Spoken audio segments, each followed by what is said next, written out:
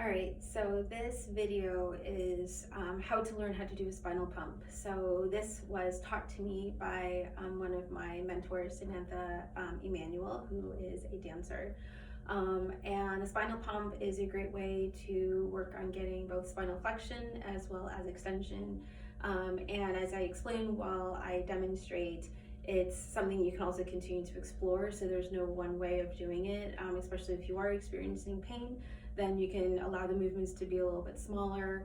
As the pain decreases, as you gain more mobility and range of movement, then you can explore going a little bit deeper into the movement, and also allow the velocity or the speed to also increase as well. So I'll do a side view because that's going to be the best way to show, and I won't talk while I do it a couple of times, and then I'll probably face forward and also explain, so you just see it in two different views.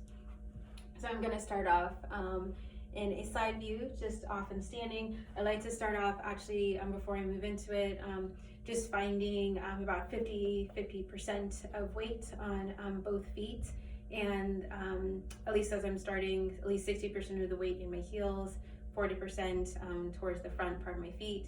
My knees are nice and soft, so they kind of stay buoyant. And obviously that's going to change as I start to move. So I'm going to start to bring my sternum towards, I can actually keep my hands on my pelvic bones, so I can actually feel for the movement of my pelvis.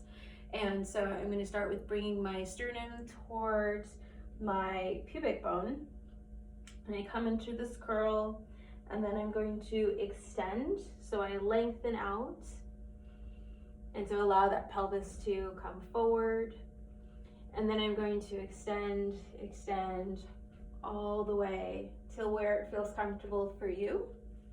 And then I'm going to come back into that rounded position, and then I'm going to unfurl kind of like a slinky all the way back to my starting position. Okay, so I'm going to go through that a couple of times. So I start off in that rounded. You can also definitely use the breath as you do this, coming into extension all the way up.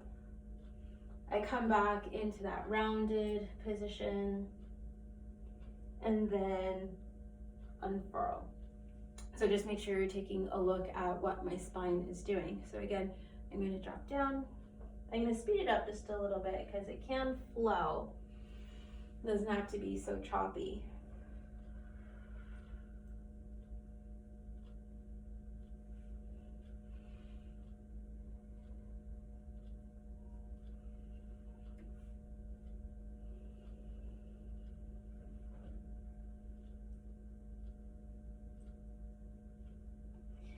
And then as that feels more and more comfortable for you, as I come into that flexion, again, the big thing is that I'm not sticking my butt back, so I'm really looking at getting that posterior tilt.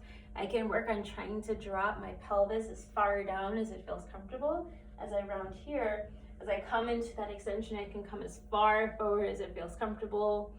I continue to extend. And again, you want to make sure you're not closing off in your low back. So you want to make sure that that tailbone is dropping down, and then you just go to a point where it feels comfortable, but you're not compressing into your low back. And then I come back into that flexion,